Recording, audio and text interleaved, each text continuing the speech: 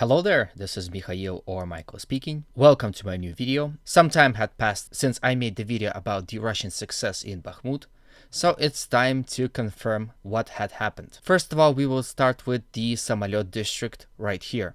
Also called Plane District, I assume because of the MiG-17 statue that was located here.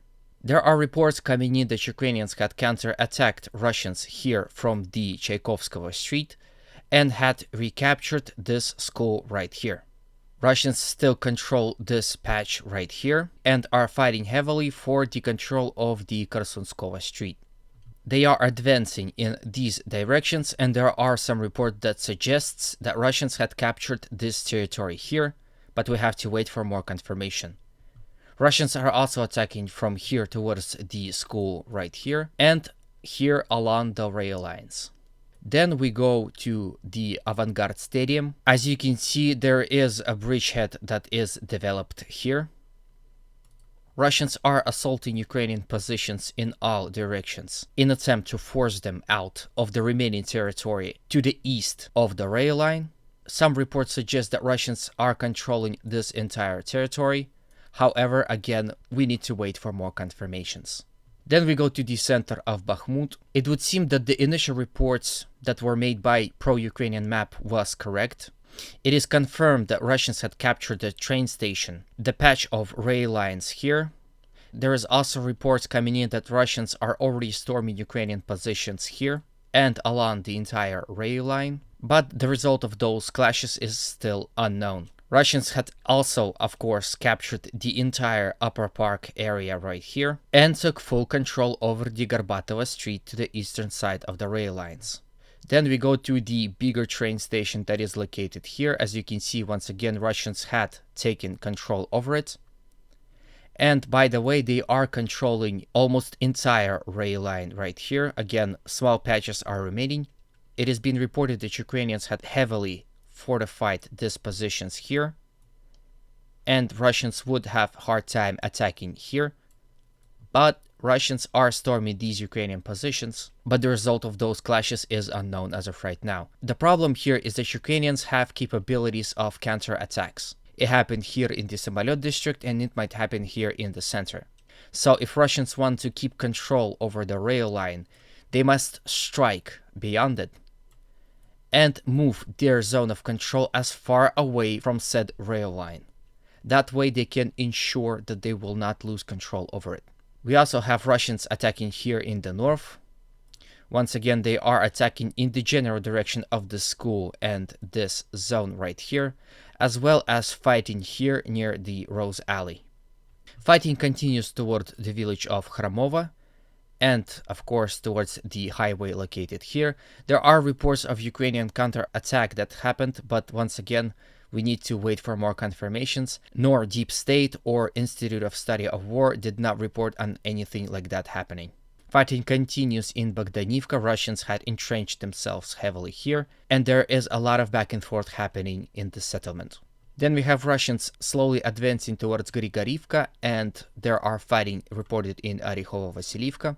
It has been reported that the Ukrainians had counterattacked and took this much territory. As to when exactly that counterattack happened is unclear, but what clear is that Russians and Ukrainians are fighting for the control over this patch of forest. Russians are also fortifying and extending their zone of control near Zalishnianske.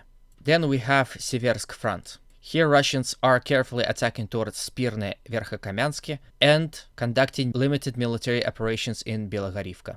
Now Russians had become extremely active here in the Serebryansky forest and in the general direction of Zarichne. Ukrainian sources are claiming that Russians are fighting heavily here in this sector and taking sectors after sectors. A lot of videos of Russians using TOC-1 or Solntsepek here in this sector, smoking Ukrainians out of their trenches. Heavy bombardments, again with high precision artillery, continues at Torske, Zarichny, Yampolivka, Terny, Novosadove, Novolubivka, Nevsky, and Makiivka. Then we go to the Avdiivka front.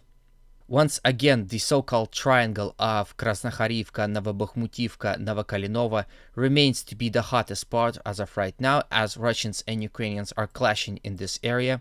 Russians still control this patch of rail lines, and the village of Kamyanka is still in Ukrainian hands.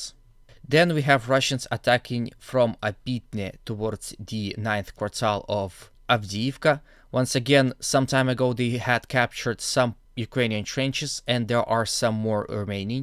Russians are also attacking from Vadani in the direction of Severne, again using a lot of artillery before the attack.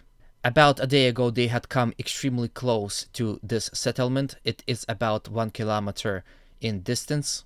But once again, open fields suggest that Russians will have trouble advancing here right in the open. Then we have Russians attacking from Vadani to the north of Pervomaisky, as well as from Pisky directly at Pervomaisky itself along the E50 highway and other secondary roads. Russians are also attacking towards Nevelsky here. Then we have Marinka. More and more reports coming in that Russians have intensified their attacks here. They are attacking from both north and south in attempt to force Ukrainians out. Fighting continues in its center. It has been reported that this western part of Marinka is nearly destroyed and will not provide any cover for the Ukrainian forces.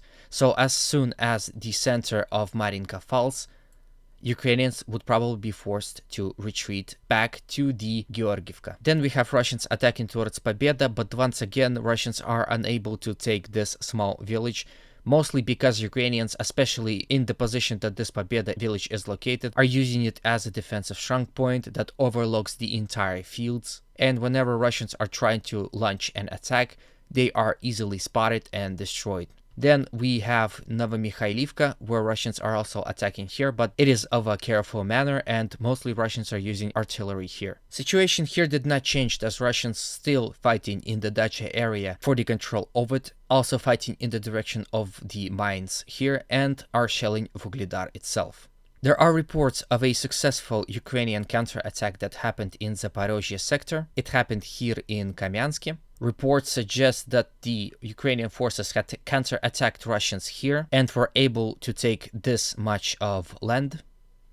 Once again, I have to remind you that Ukrainians are nowhere near done. They are very well equipped and trained, and it would take time for Russians to achieve any successful gains here, at least until the Ukrainian army is still intact. So this is the end of the video. I hope you liked it. Please consider supporting it by subscribing, liking and commenting, as well as press that notification bell so you would receive my videos as fast as I put them out on the web.